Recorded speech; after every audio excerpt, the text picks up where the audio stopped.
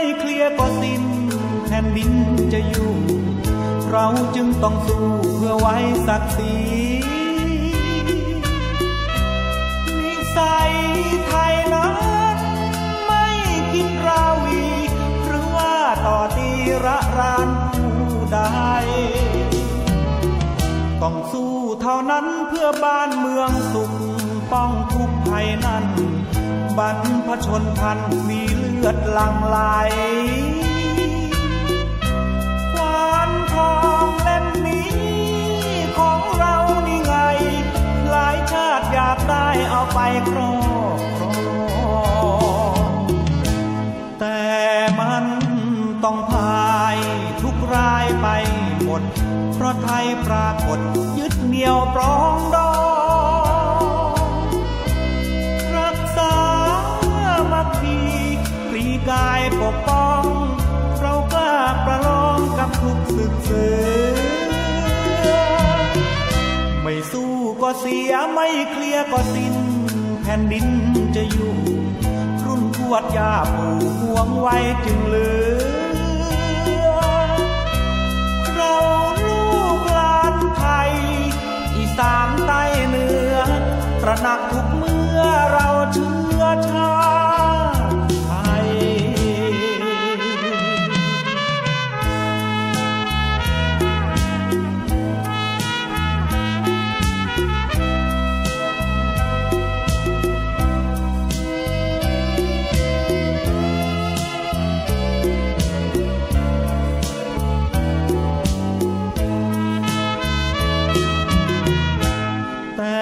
มัน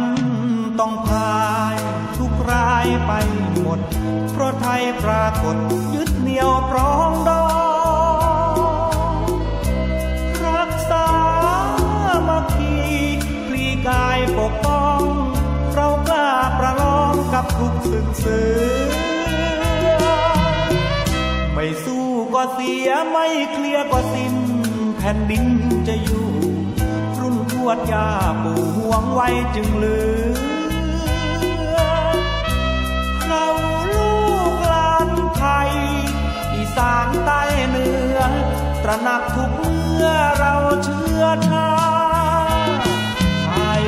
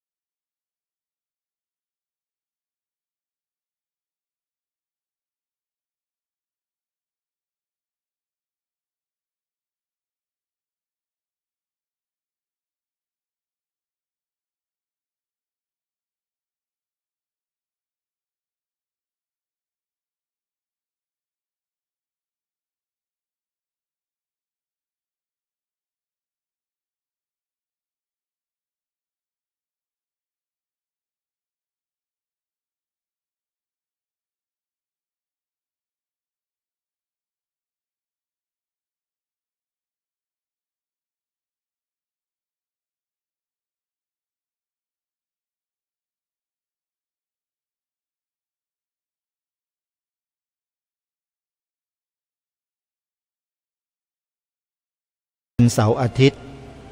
ทางสถานีวิทยุแห่งนี้ท่านสามารถติดตามรับฟังรายการนี้ทางโทรศัพท์มือถือได้ทั่วทั้งโลก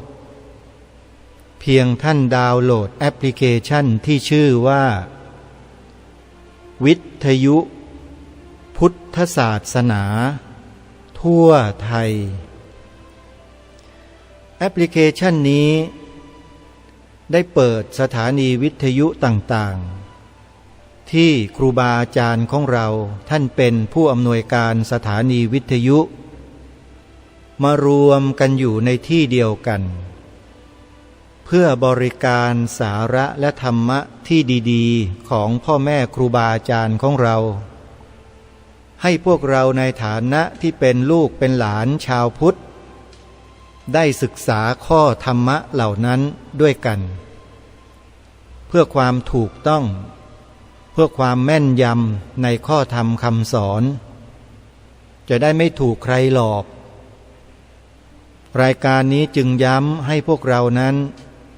ได้ช่วยกันเผยแพร่แอปพลิเคชันนี้ให้ทั่วถึงกันบอกให้ผู้อื่นดาวน์โหลดต่อๆกันไป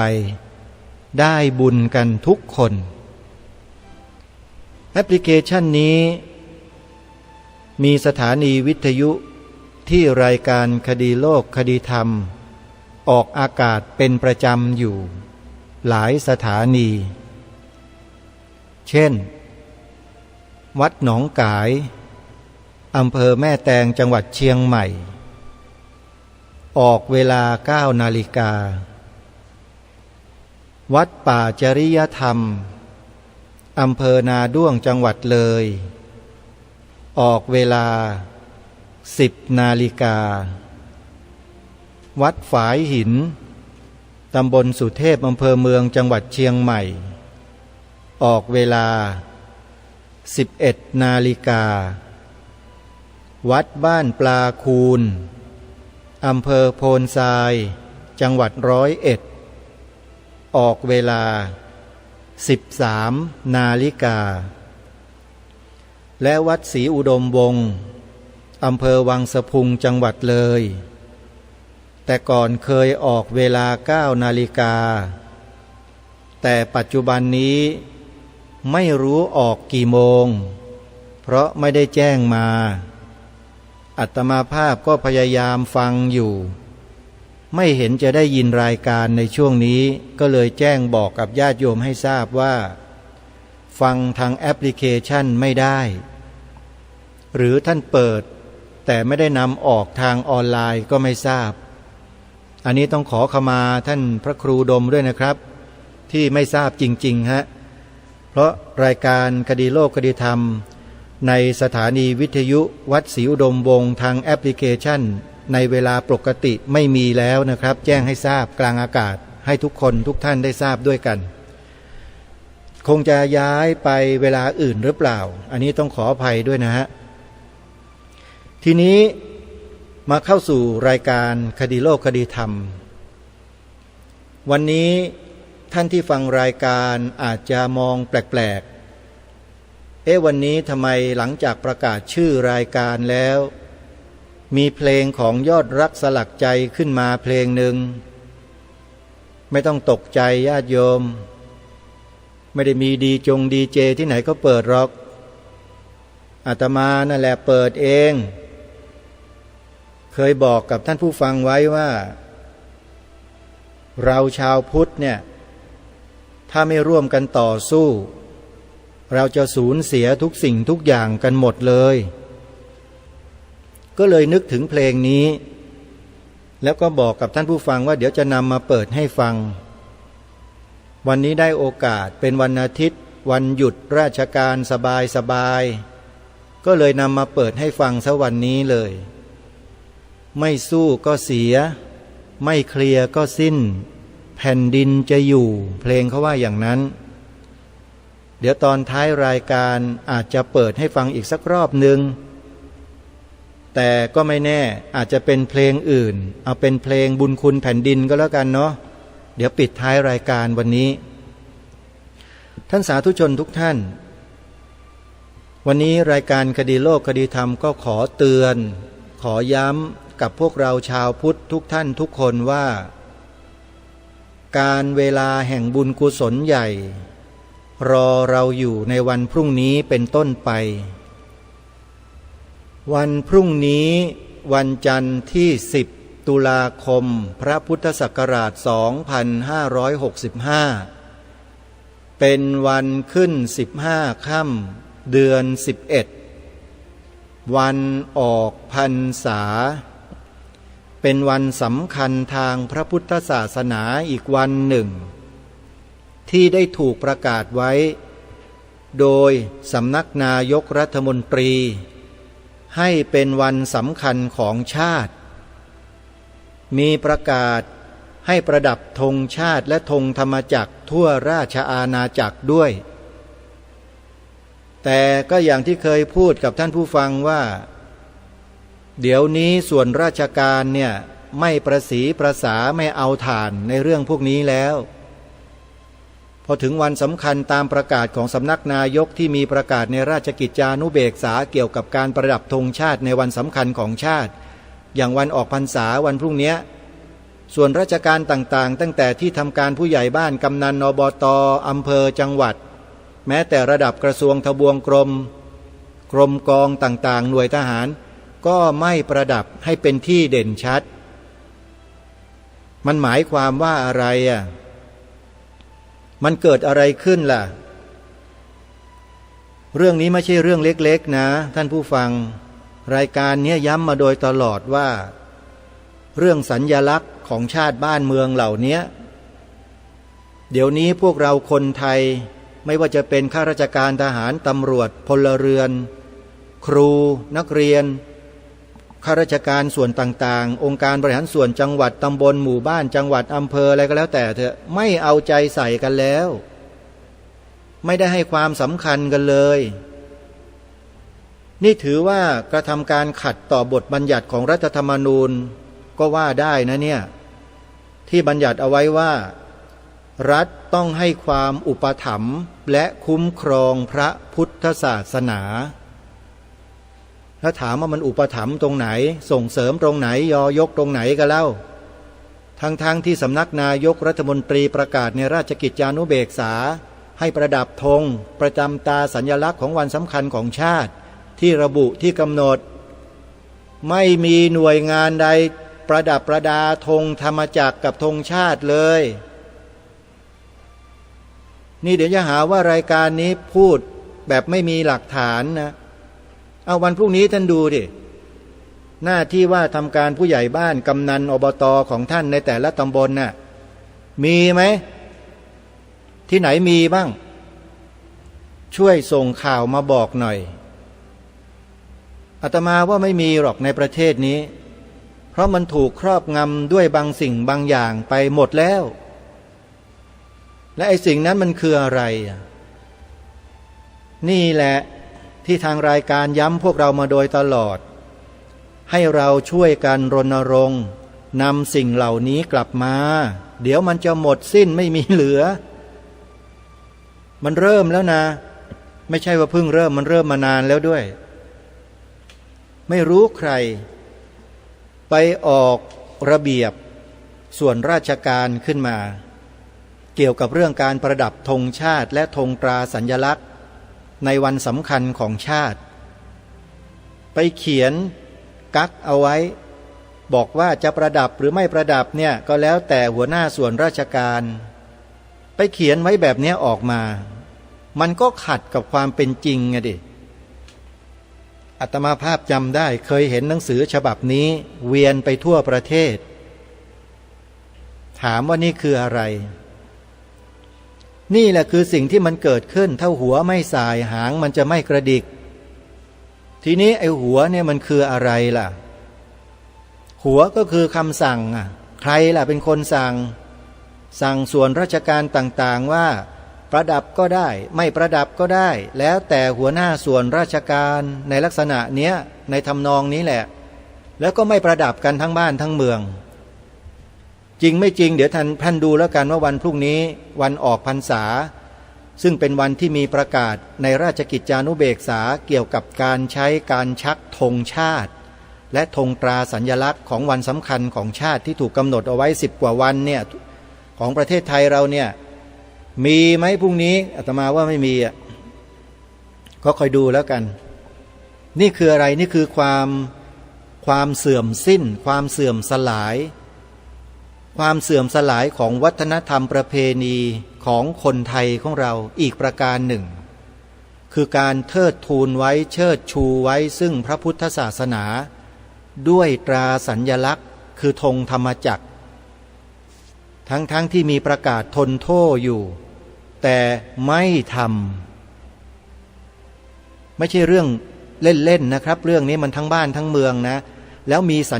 ญลักษณ์อะไรเกิดขึ้นล่ะมันจะค่อยๆมีสัญลักษณ์สีเขียว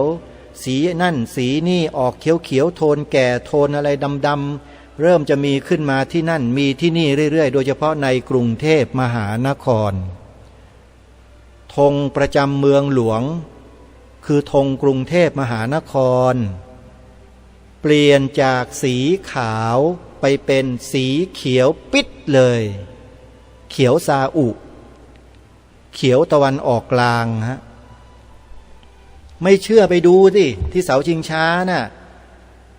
ปลิวสวัยอยู่ทุกวันเนี่ยเขียวปึ๊ดเลยเนี่ยมันใช่ธงกทมที่ไหนแล้วธงกทมเดิมเนี่ยไม่ใช่สีนี้อย่างที่รายการคดีโลกคดีธรรมย้ำและบอกพวกเรามาโดยตลอดว่าเราอย่านิ่งเฉยอย่าดูดายช่วยกันท่านเจ้าคุณพิพิธเจ้าคุณพระเทพปฏิภาณวาทีวสุทัศน์ที่นำมาเปิดให้ฟัง2 วันท่านก็พูดชัดนะผมทำแล้วทำหน้าที่พวกท่านพวกเราก็ต้องช่วยกันสิฮะจะมาอยู่เฉยๆกันทำไมจะมานั่งอมลิ้นกินน้ำลายกันอยู่ช่วยกันเป็นปากเป็นเสียงช่วยกันพูดช่วยกันบอกนี่ท่านเจ้าคุณท่านพูดอาตมาไม่ได้พูดหรอกแบบนั้นน่ะพูดแรงกว่านั้นไม่รู้ใช่หรือเปล่านะโยมคือต้องช่วยกันก็เลยวันนี้ก็เลยเปิดเพลงไม่สู้ก็เสียของคุณยอดรักสลักใจผู้ล่วงลับไปแล้วมาให้ฟังกันในตอนต้นรายการเพื่อมาย้ำมาเตือนมาบอกพวกเราลูกหลานคนไทยที่นับถือพระพุทธศาสนาอันเป็นศาสนาประจำชาติได้ช่วยกันทำหน้าที่ส่วนใครจะว่าอย่างไรจะตำหนิจะคัดค้านจะไม่เห็นด้วยก็เรื่องไม่เป็นไรก็เห็นแก่ตัวกันต่อไปเถอะก็ทำตัวเป็นพวกกินบนเรือนขี้บนหลังคากันต่อไปแล้วจะมาว่ารายการคดีโลกคดีธรรมพูดความจริงไม่ได้นะก็มันเป็นความจริงนี่สิ่งที่ทางรายการให้ช่วยกันทำนี่ทำเพื่อประโยชน์ส่วนรวมของชาติบ้านเมืองไม่ได้ทำเพื่อส่วนตัวแล้วคนที่เห็นแก่ตัวมาทำตัวแบบนี้แล้วจะไม่ให้เรียกว่ากินบนเรือนขี้บนหลังคาได้อย่างไรล่ะเดี๋ยวจะเปิดเพลงบุญคุณแผ่นดินให้ฟังตอนท้ายอาจจะได้สำนึกสะดุ้งกลับมาบ้าง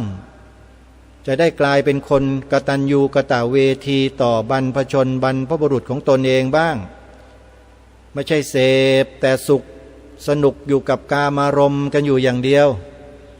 โดยไม่คิดคำนึงถึงชาติบ้านเมืองพระศาสนาสถาบันพระมหากษัตริย์ของตนเองเลยท่านเจ้าคุณพูดทิ้งท้ายไว้เมื่อวานนี้ชัดนะจะพูดอะไรที่เป็นความจริงแล้วไม่ต้องไปกลัวและไม่ต้องกลัวใครเกลียดยังไงมันก็เกลียดอยู่แล้วคนที่มันเกลียดเราเนี่ยห้ามไม่ได้แต่เราอย่าหยุดทำหน้าที่ของเราเราก็จงทำหน้าที่ของเราต่อวันนี้รายการคดีโลกคดีธรรมเริ่มต้นด้วยบทเพลงที่กล่าวมาเพื่อจะมาย้ำกับพวกเราท่านทั้งหลายว่าถ้าเราไม่สู้เราไม่ยืนหยัดอยู่บนความถูกต้องอยู่บนความจริงของบ้านของเมืองเราเนี่ยเราจะไม่เหลืออะไรเลยนะเราจะถูกคนบางกลุ่มบางพวกเนี่ยใช้อำนาจบางอย่างมายึดแล้วสกัดกั้นพวกเราไว้หมดเลยไม่มีเหลือเลยทำอะไรก็ไม่ได้พูดก็พูดไม่ได้เลยนะอนาคตข้างหน้าเนี่ยถ้าไม่รีบพูดไม่รีบรณรงค์ช่วยกันพูดตอนนี้ช่วยกันขยายผลตอนนี้อนาคตข้างหน้าอาจจะหมดสิทธิ์ในการที่จะพูดในสิ่งเหล่านี้ซึ่งเป็นความจริงและความถูกต้องของชาติบ้านเมืองจะไม่มีสิทธิ์พูดเลยนะจำได้ไหมที่ทางรายการได้หยิบยก คลิปเสียงของท่านเจ้าคุณพระเทพโสพลในสมัยนั้นอธิการบดีมหาวิทยาลัยมหาจุฬาลงกรณราชวิทยาลัยมาเปิด3 วันติดจำได้ไหมนั่นแหละเหตุการณ์แบบนั้นแหละถ้าวันนั้นท่านเจ้าคุณพระพรหมบัณฑิตในปัจจุบันเนี่ยไม่ไปชี้แจงไม่ไปอธิบายให้สวทั้งหลายที่เป็นคณะกรรมาธิการในรัฐสภาได้ฟังวันนั้นนะมันจะมีวันนี้ไหมเล่าครูพระสอนศีลธรรมจะเกิดไหมเล่าไม่มีทางเพราะเขาไม่เอาพวกเราอยู่แล้วเวลาเขาตราพระราชบัญญัติการศึกษาแห่งชาติเนี่ยเขาไม่ได้สนใจพวกเราเลยอยู่ๆเขาก็เขียนกันขึ้นมาในกลุ่มของเขานั่นแหละนักกฎหมายในเมืองไทยเราอ่ะท่านเจ้าคุณพูดชัดนะพอพูดเรื่องศาสนาแล้วพวกนี้มันมีเซนติเมนต์อะไรทั้งอย่างนึงที่ท่านพูดเนี่ยคือมีความคิดว่ามันเป็นเรื่องที่ละเอียดอ่อนไม่ควรนำมาพูดนำมาแสดงเขาก็เลยคิดจะแยกเอาศาสนาเนี่ยออกจากรัฐประเทศไทยของเราทั้งที่จริงแล้วมันทำไม่ได้แยกได้ยังไงธงชาติไทยธงไตรรงค์ปลิวสวัยอยู่เคารพกันอยู่ทุกวันทั้งบ้านทั้งเมืองเป็นสัญลักษณ์ของประเทศมันเป็นเครื่องบ่งบอกอยู่แล้วว่านี่คือสถาบันสูงสุดของชาติแล้วกลุ่มนักการเมืองที่ออกกฎหมายมาแล้วไม่นำเอาศาสนาเข้าไประบุหรือบรรจุเอาไว้ในหลักสูตรการศึกษาชาติด้วยหมายความว่าอย่างไรมันขัดต่อบทบัญญัติของรัฐธรรมนูญชัดเจนท่านเจ้าคุณพูดนะท่านบอกว่านักกฎหมายในเมืองไทยเนี่ยดูกฎหมายรัฐธรรมนูญไม่ทั่วมีบทบัญญัติอยู่บทบัญญัติหนึ่งที่รัฐธรรมนูญเขียนไว้ว่าพระมหากษัตริย์ทรงเป็นพุทธมามกะพระมหากษัตริย์ทรงเป็นพุทธมามกะครอบคลุมหมดเลยทุกเรื่องเพราะในบ้านนี้เมืองนี้พระสงฆ์ได้รับการปฏิบัติเป็นพิเศษท่านเจ้าคุณท่านพูดได้รับมาตั้งแต่สมัยสมบูรณาญาสิทธิราชเรื่อยมาได้รับปฏิบัติเป็นพิเศษมาโดยตลอดแต่พอหลังจากการเปลี่ยนแปลงการปกครองแล้วไม่รู้ใครไปนำเอาแนวความคิดคฤหัสถ์นิยมเข้ามาเอามาจากไหนเอามาจากอเมริกาแล้วก็กีดกันพระเขียนกฎหมายที่ดินก็ไม่นึกถึงพระกฎหมายมรดกก็ไม่นึกถึงพระกฎหมายการศึกษาก็ไม่นึกถึงพระท่านเจ้าคุณท่านพูดนี่แหละคือปัญหาใหญ่และท่านเจ้าคุณก็ทิ้งท้ายไว้ว่าและที่มันยุ่งอยู่ทุกวันนี้ก็เพราะในรัฐธรรมนูญไม่เขียนไว้ว่าพระพุทธศาสนาเป็นศาสนาประจำชาติเนี่ยมันถึงยุ่งท่านย้อนกลับไปฟังได้เลยนี่รอกคำพูดของท่านมาเลยนั่นแหละคือเหตุผลที่ทำให้รายการคดีโลกคดีธรรมจึงต้องมายืนหยัดพูดในเรื่องเหล่านี้ทุกวี่ทุกวันเพื่อให้พวกเราชาวพุทธทั้งหลายเนี่ยเกิดสติปัญญา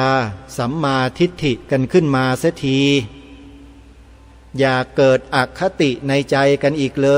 ยทุกวันนี้มันมีอคติกันอยู่ในใจนะพวกเราเนี่ยมันลำเอียงเข้าไปข้างใครก็ไม่รู้เอียงเข้าไปข้างประชาธิปไตยบ้างเอียงเข้าไปข้างลัทธินิยมอื่นๆบ้าง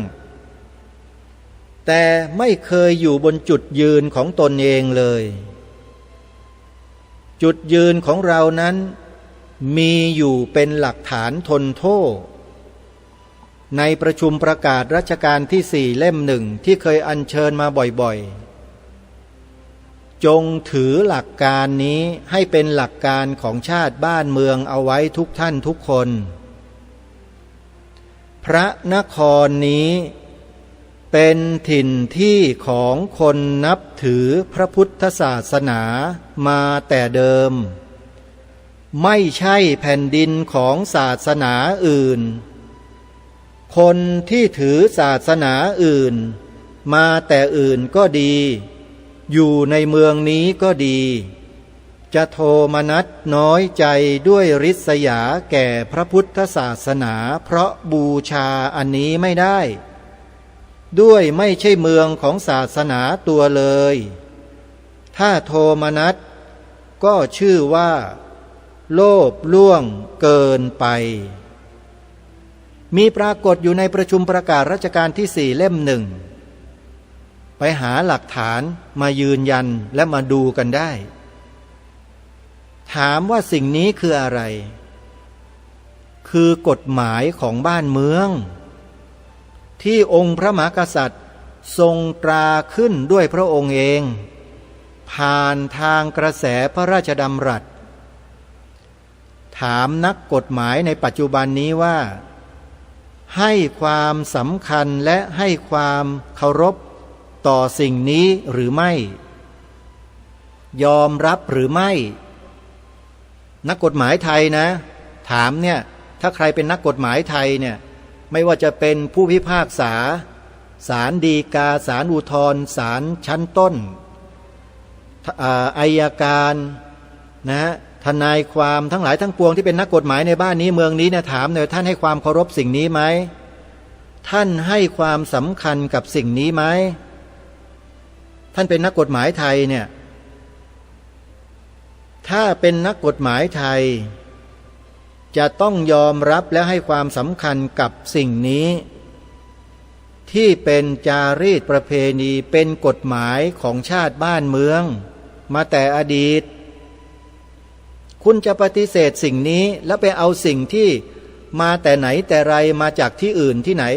มาเบียดบังสิ่งนี้ให้สิ่งนี้ตกล่วงไปด้วยคำพูดด้วยวาจาของคุณไม่ได้ถ้าทำเช่นนั้นแปลว่าคุณเนี่ยก็เข้าข่ายกินบนเรือนขี้บนหลังคาอากตัญญูเท่านั้นแหละรายการนี้พูดผิดตรงไหนอะผิดไหมโยมไม่ได้ผิดเป็นสิ่งที่ถูกต้องและตรงประเด็นไม่ได้ไปพูดว่าด่าใครไม่ได้ไปเบียดเบียนใครแม้แต่นิดเดียวสิ่งที่เป็นจริงเป็นของบ้านของเมืองมีอยู่แต่เราไม่รู้จักนำมาใช้กันเองมัวแต่นั่งอมลิ้นกินน้ำลายกันอยู่เหมือนอย่างที่เจ้าคุณพิพิธพูดนั่นน่ะจริงหรือเปล่าในทุกระดับเลยแล้วคนที่ควรจะอัญเชิญสิ่งนี้ไปเผยแพร่ให้มากที่สุดก็คือข้าราชการไทยแล้วทุกวันนี้ข้าราชการไทยสนใจสิ่งเหล่านี้กันไหมชื่อก็บอกว่าตัวเองเป็นข้าราชการลองปฏิเสธสิ่งนี้ดูสิข้าราชการคนไหนในเมืองนี้บ้านนี้ปฏิเสธสิปฏิเสธแบบเปิดเผยนะออกสื่อปฏิเสธเลยว่าสิ่งนี้ไม่ถูกสิ่งนี้ผิดสิ่งนี้ไม่ดีมีข้าราชการคนไหนที่จะกล้าออกมายืนยันบ้างว่าสิ่งนี้ใช้ไม่ได้ไม่ควรนำมาใช้ในประเทศนี้แล้วไม่ควรนำมาอ่านไม่ควรนำมาเผยแพร่มีไหมใครถ้ามีช่วยแสดงตัวแสดงตนออกมาให้ชัดเจนเปิดเผยอย่าทำตัวเป็นอีแอบรายการนี้ไม่เคยแอบพูดตรงๆอะไรที่ถูกต้องแล้วต้องยืนหยัดอยู่บนความถูกต้องนั้นเหมือนอย่างธงไตรรงค์หรือธงชาติไทยของเราที่ทางรายการได้ย้ำแล้วย้ำอีกให้พวกเราช่วยกันเผยแพร่ความถูกต้องนี้โดยไม่ต้องไปหวั่นเกรงหวั่นกลัวใครในประเทศนี้ทั้งนั้นแหละเพราะเราทำเราพูดเรากล่าวเราเผยแพร่อยู่ในประเทศของเราไม่ได้พูดในประเทศซาอุดิอาระเบียไม่ได้ไปพูดในซีเรียอิรักอิหร่านมาเลเซียอินโดนีเซียเราไม่ได้ไปทำไม่ได้ไปพูดในประเทศเขาซะหน่อย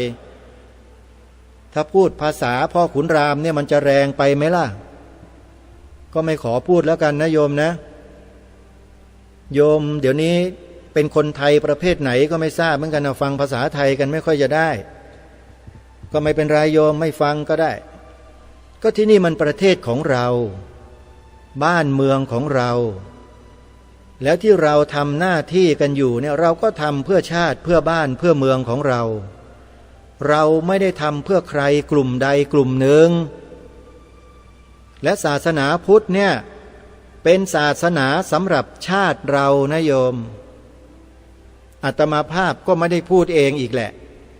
เป็นกระแสพระราชดำรัสขององค์พระบาทสมเด็จพระมงกุฎเกล้าเจ้าอยู่หัวรัชกาลที่6ตรัสไว้ชัดเจนเลยในบทพระราชนิพนธ์เทศนาเสือป่ามีความตอนหนึ่งที่จะอ่านให้ฟังดังต่อไปนี้พระพุทธศาสนาเป็นศาสนาสำหรับชาติเราจำเป็นต้องถือด้วยความกตัญญูต่อบิดามารดาและต้นโคตรวงของเราจำเป็นต้องถือไม่มีปัญหาอะไรเมื่อข้าพเจ้ารู้สึกได้แน่นอนจึงได้กล้าลุกขึ้นยืนแสดงเทศนาทางพระพุทธศาสนาแก่ท่านทั้งหลายโดยหวังแน่ว่าบรรดาท่านทั้งปวงซึ่งเป็นคนไทยเมื่อรู้สึกแน่วแน่แล้วว่าศาสนาในสมัยนี้เป็นของที่แยกจากชาติไม่ได้พุทธศาสนาเป็นของไทยเรามาชวนกันนับถือพระพุทธศาสนาเถิดผู้ที่แปลงศาสนาคนเขาดูถูกยิ่งเสียกว่าผู้ที่แปลงชาติเพราะเขาย่อมเห็นว่าสิ่งที่นับถือเลื่อมใสกันมาตลอดครั้งปู่ย่าตายายตั้งแต่เด็กมาแล้วเป็นของสำคัญอันหนึ่งซึ่งแสดงให้เห็นว่าคนนั้นมีความสัตย์มีความมั่นคงในใจหรือไม่เมื่อมาแปลงชาติศาสนาได้แล้วเป็นแลเห็นได้ทันทีว่าเป็นคนไม่มั่นคงอย่าว่าแต่อะไรเลยศาสนาที่ใครทั้งโลกเขานับถือว่าเป็นของสำคัญที่สุดเขายังแปลงได้ตามความพอใจหรือเพื่อสะดวกแก่ตัวของเขา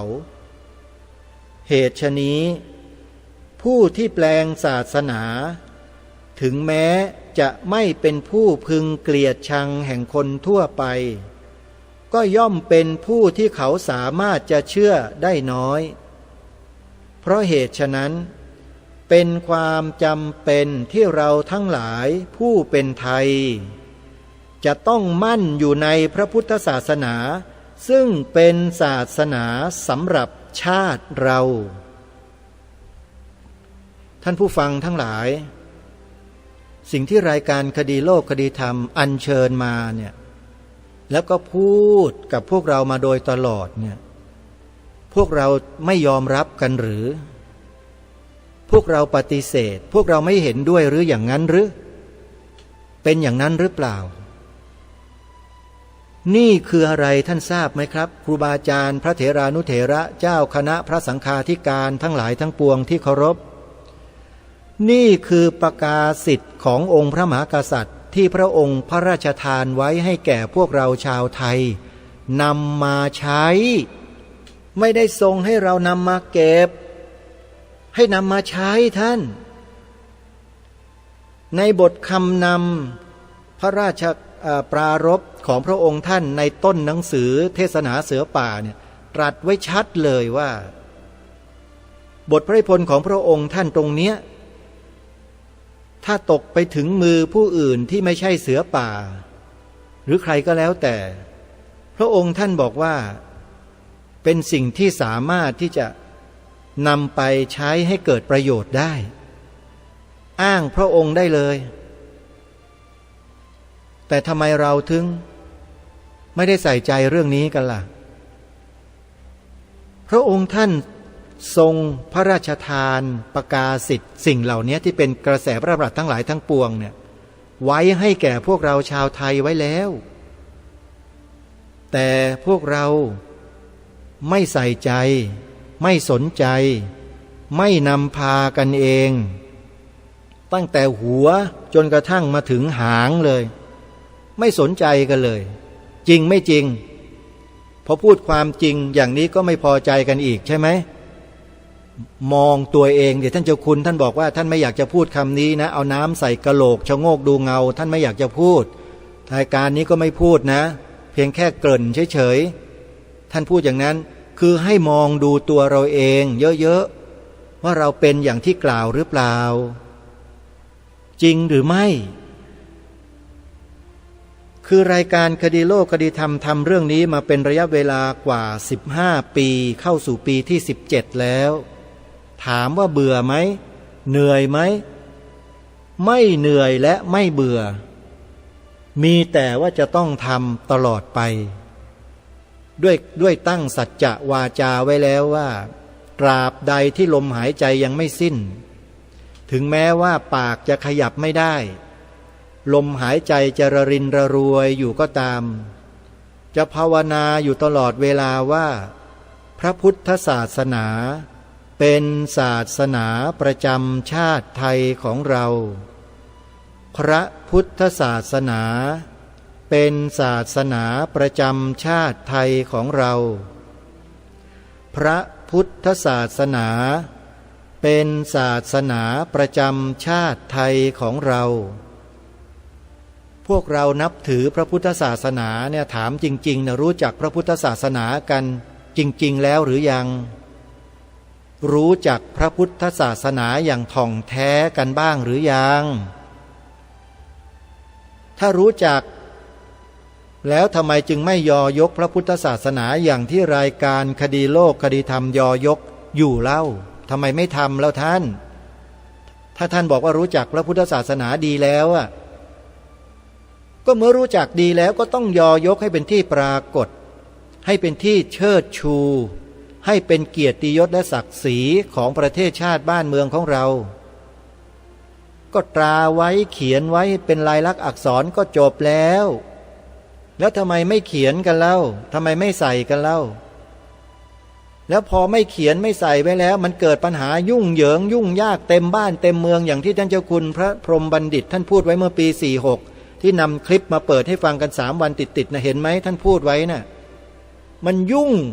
งน่าดูเลยยุ่งวุ่นวายไปหมดก็เพราะไม่บัญญัติไว้นั่นเองเพราะฉะนั้นขอฝากครูบาอาจารย์ทุกรูปนะรณรงค์ให้ญาติโยมพูดคำนี้เถอะท่านพระพุทธศาสนาเป็นศาสนาประจำชาติไทยของเราฝังลงไปในหัวจิตหัวใจของพี่น้องประชาชนชาวพุทธคนไทยของเราให้ได้มากที่สุดเพื่อรองรับข่าวดีในอนาคตข้างหน้าทำให้เกิดในใจให้มากที่สุดก่อนฝังลงไปด้วยการกล่าวคำนี้แล้วบทบัญญัติที่เป็นลายลักษณ์อักษรจะเกิดขึ้นแต่นี่ไม่ทำอะไรกันเลยกล่าวก็ไม่กล่าวพูดก็ไม่พูดแล้วมันจะเกิดได้ยังไงเล่าจริงไม่จริงเวลามันจะเกิดเหตุการณ์เกิดสงครามเกิดอะไรขึ้นหรือเหตุการณ์อะไรสักอย่างขึ้นเนี่ยคนมันจะใช้ปากเนี่ยพูดจนกระทั่งคนแตกแยกกันทั้งบ้านทั้งเมืองเป็นเหลืองเป็นแดงเพราะมันใช้ปากใช่ไหมก็เหมือนกันเนี่ยเราทำให้สิ่งนี้เกิดขึ้นเนี่ยเป็นสิ่งที่ดีเป็นสิ่งที่เป็นมหามงคลสูงสุดพระพุทธศาสนานี่ถือว่าเป็นสิ่งที่เป็นมหามงคลสูงสุดของโลกนะแล้วทำไมล่ะเราไม่ช่วยกันทำให้เกิดให้มีขึ้นล่ะยอยกพระพุทธศาสนาไงองค์พระบาทสมเด็จพระพุทธยอดฟ้าจุฬาโลกมหาราชเมื่อครั้งที่พระองค์ทรงปราบดาภิเษกขึ้นครองราชสมบัติเป็นรัชกาลที่1แห่งกรุงรัตนโกสินทร์มีพระบรมราชโองการที่มีปรากฏในพระราชนิพนธ์นิราชท่าดินแดงความตอนหนึ่งชัดเจนว่าตั้งใจจะอุปถัมภกยอยกพระพุทธศาสนาจะป้องกันขอบขันธสีมารักษาประชาชนแลมนตรี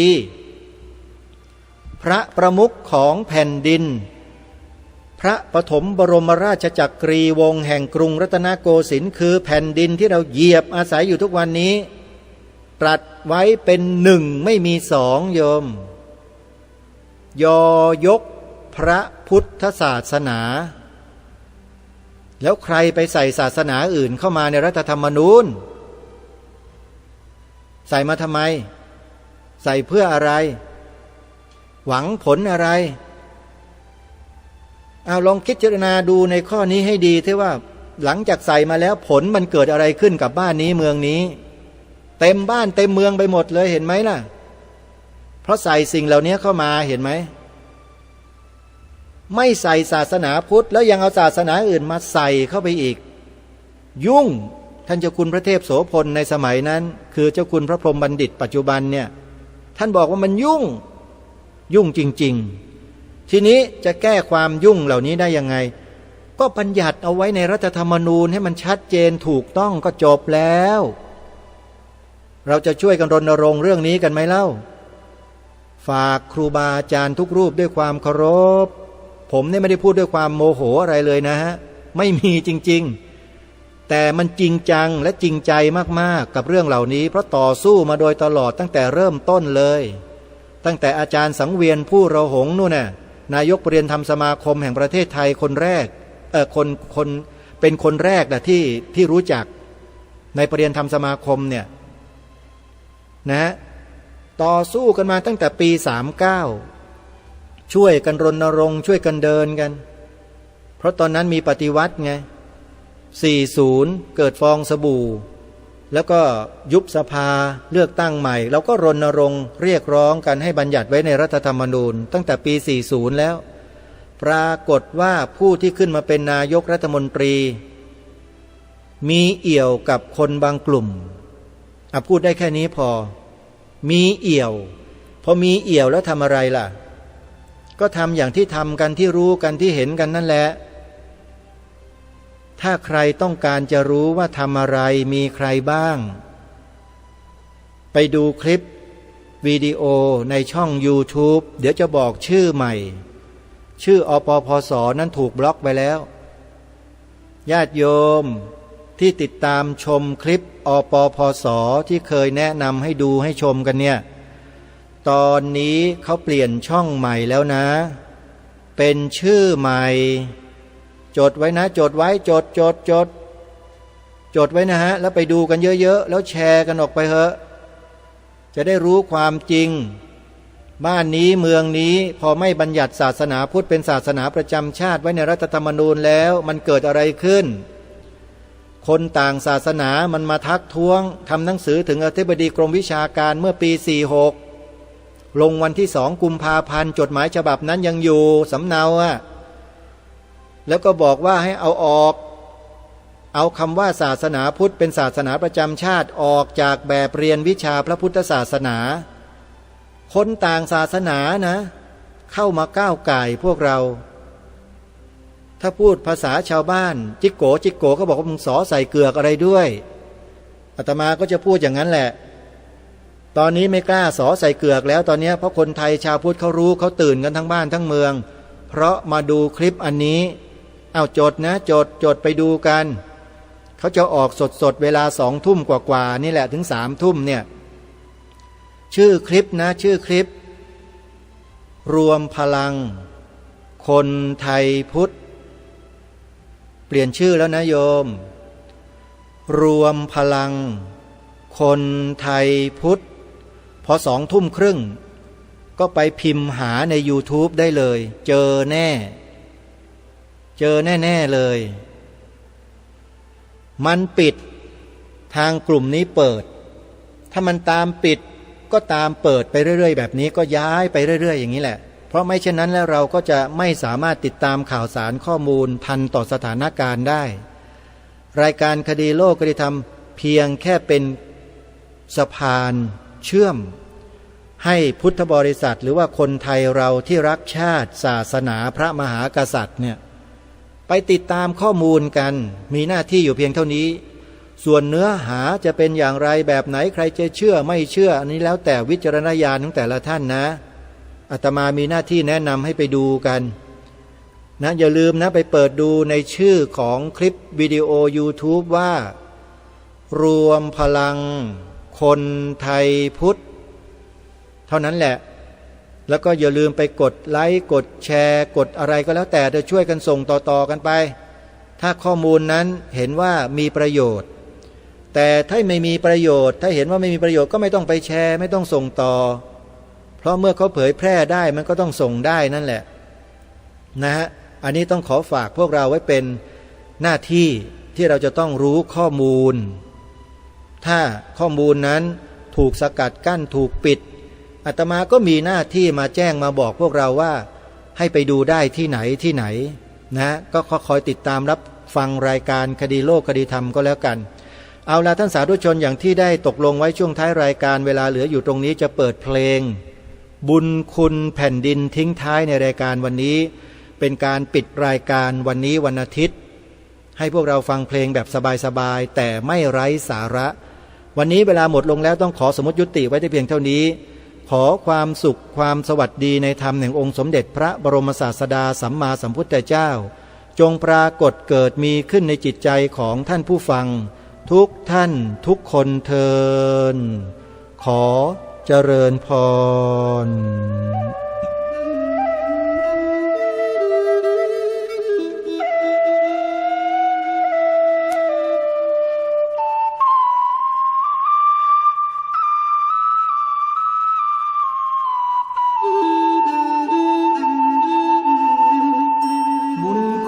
แผ่นดินนั้นยิ่งใหญ่แท้บุญคุณของแม่ไม่มีใดปรีไกลแม่เพราะชาติโดนภัยรีเหยียบมือแม่เย็นเฉียบกอดลูกก่อนมานั้นสั่งระวังนะลูกกลัวว่าจะถูกคมดาบเข้าหน้าลูกอยู่กลางศึกนึกทุกเวลาใจปรารถนาอยากเห็นหน้าแม่บ้านเมืองใหญ่หลวงถึงห่วงจำห่างช้าเป็นเบี้ยล่างให้เขาแน่แท้ยามนี้ไทยเรา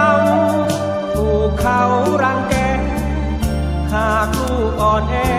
ชาติคงไม่มีบุญคุณแผ่นดินนั้นยิ่งใหญ่นักบุญคุณแม่รักลูกหวังเต็มที่อยากก้มกราบเท้าเอาหน้าจูบปัทภีชีวิตลูกนี้ยอมพลีเพื่อไทยเป็นไทย